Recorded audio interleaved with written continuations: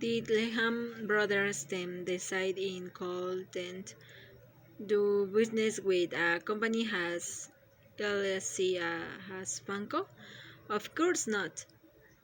Starting in 1998, the same year the state's affiliate suite, Leham gave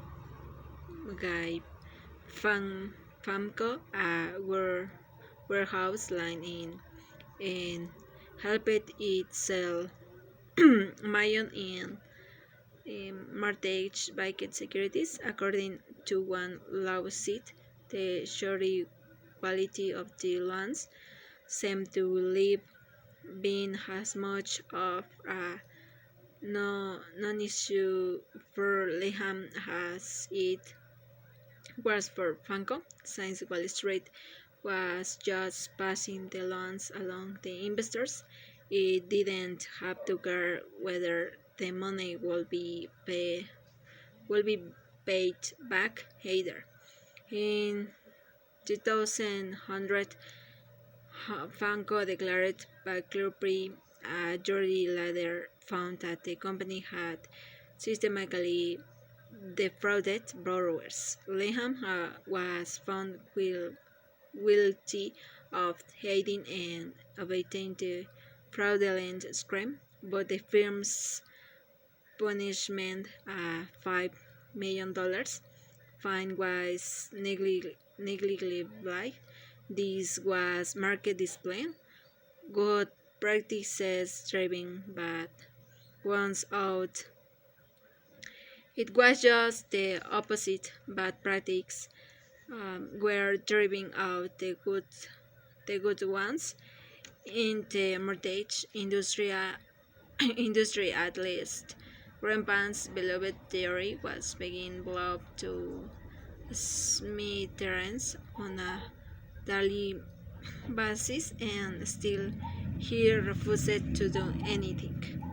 Actually, that wasn't quite true. In the spring of the Greenspan announced the formation of the nine Servanes for one knew the terrible damage predatory lands called to Baltimore in his home state on Maryland had been hit hard by rising foreclosures, many of them the result of subprime lending abuse, but the chairman of the Senate Banking Committee, Phil Graham, opposed any move to regulate subprime lending.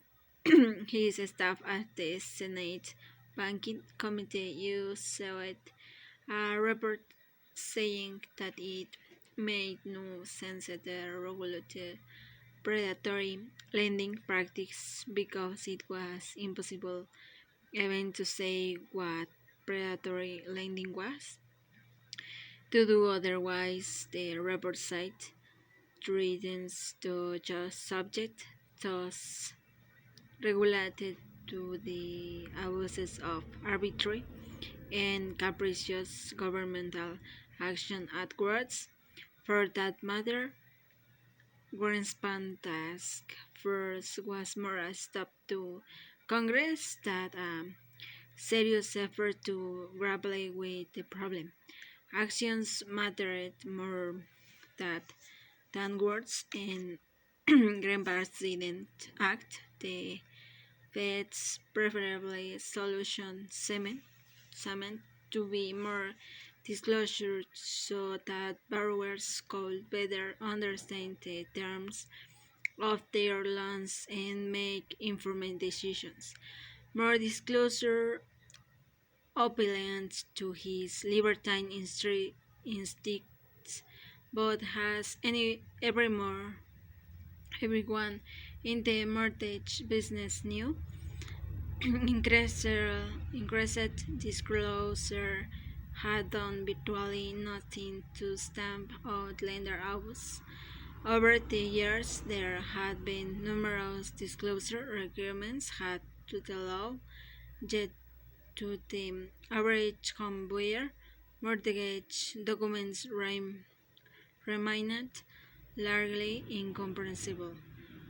I don't think there is such a thing as a real sophisticated borrower.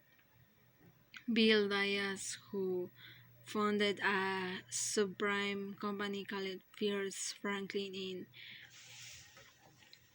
in the 1970, told the American banker in 1998, basically they put their lives in the hands of originators, and we white team.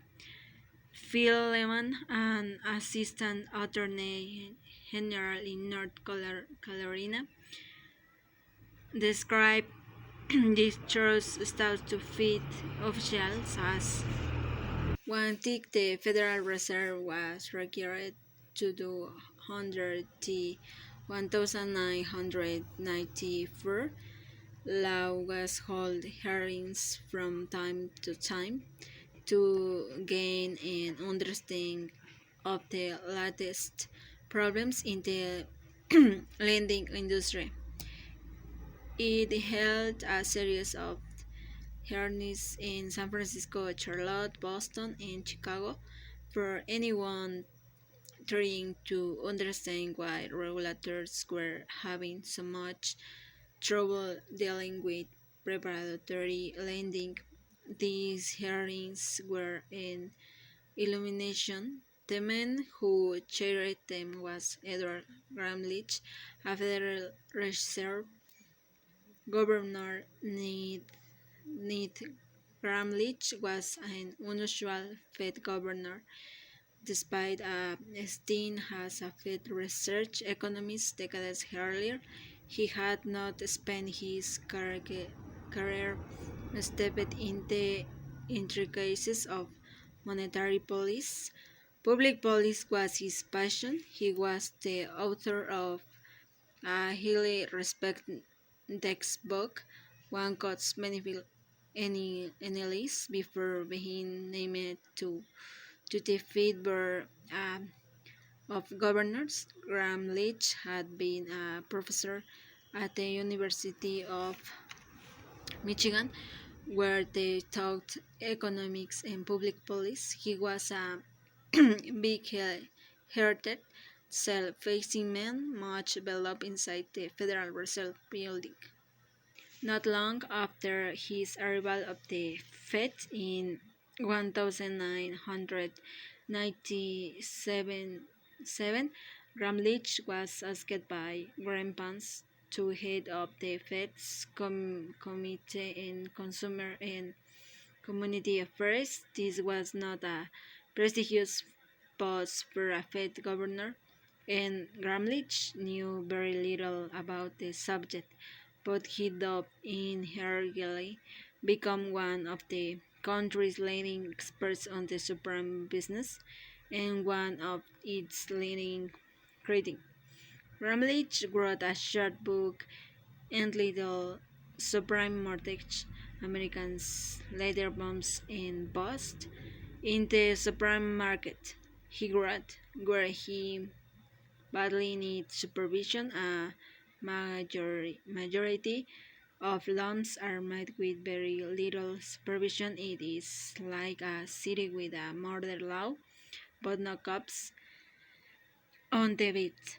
Gramlich, however, was not temperamentally suited to be the cop on the beat. As the hearings opened, he explained that the purpose was to see whether the regulations should be tightened to force lenders to consider the consumer's ability to pay.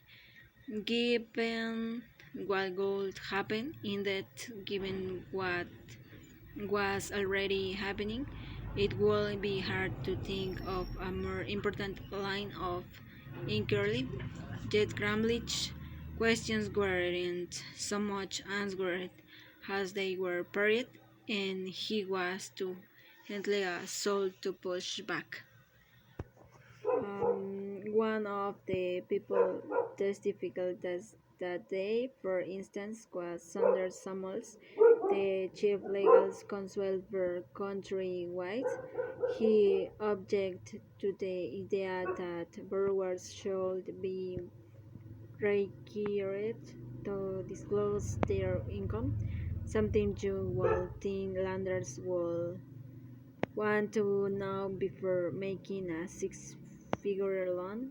Let me just say very briefly that we think this is a very dangerous area to get into. Samuels replied when asked about income disclosure, because the reality is that in many communities, including many minority communities and immigrant communities, sometimes it's difficult to document income.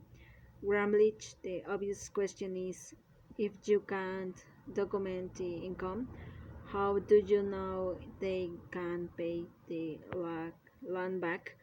Samuels. Right. And I will say that there are certain reality checks. Let's just say, if a waiter in a restaurant puts down that here she's making $300,000 a year, we're going to ask what kind of restaurant they're working at. Around and around they went. Every object the Fed panel brought up the subprime practice got to same response. Cracking down would mean engaging worthy borrowers the opportunity to own a home. Finally, Gramlich asked Samuels for his advice of the best way to keep preparatory lending practice in check. We believe increased competition is the key.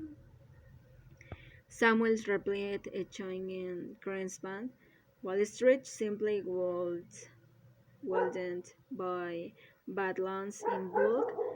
Wall Street, of course, was already doing precisely that.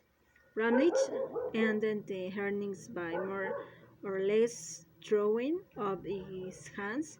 There are many practices that might be good most of the time, but end in abuse some of the time.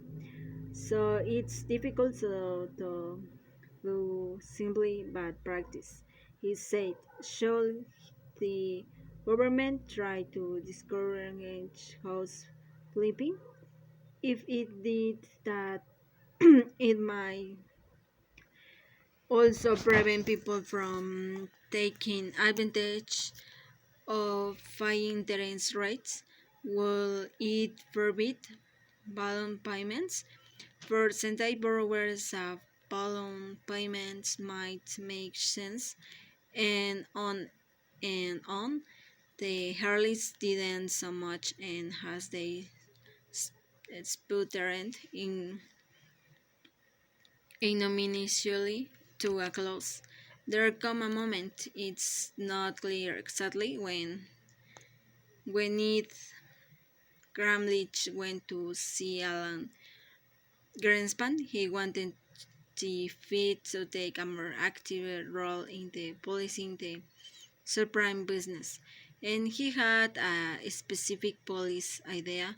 According to the Wall Street Journal, Gramlich thought the Fed should use its discretionary authority to send examiners into the Officer of Consumer Finance lenders that were units of Fed, Fed, Federal Bank holding companies. The GAO recommended the same thing, but the Fed had formally adopted a policy of not conducting such exam in early 1998.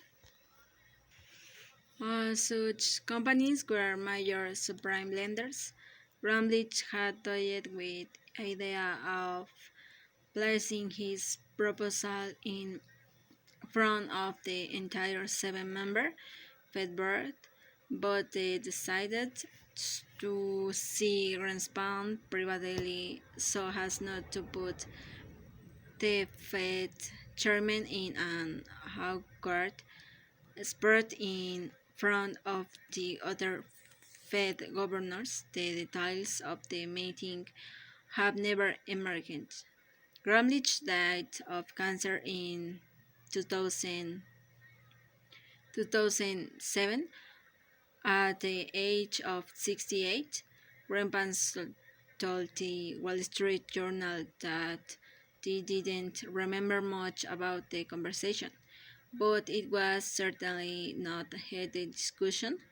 Gramlich presented his idea. Greenspan turned it aside. He was opposed to it, so I didn't propose it. Gramlich told the journal 3 months before his death he too preferred few details. Yet that meeting would later become a touchstone for Greenspan's critics. It was proved they should say that the Fed chairman wouldn't take out the supreme lenders.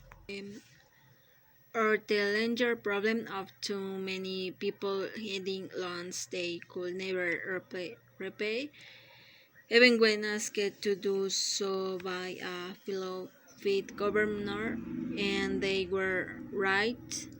But Gramlich's unwillingness to push Greenspan any further than the Fed chairman was willing to be pushed made it easy for Greenspan to ignore him. Shame-free, Greenspan would later publicly blame Gramlich for failing to bring to use to the board, which, as he surely knew, Gramlich had done to save Greenspan from embarrassment. Not long before he died, Gramlich, upset at the criticism Greenspan was starting to receive, planned a nod to his old boss. What happened was a small incident, he wrote, and as I think you know, if I had felt that strongly at the time, I would have made a bigger thing stink, but he hadn't made a stick. That was the point. Making a stick was simply not how Ramlich led his life, even with something that mattered to him as much as supreme lending.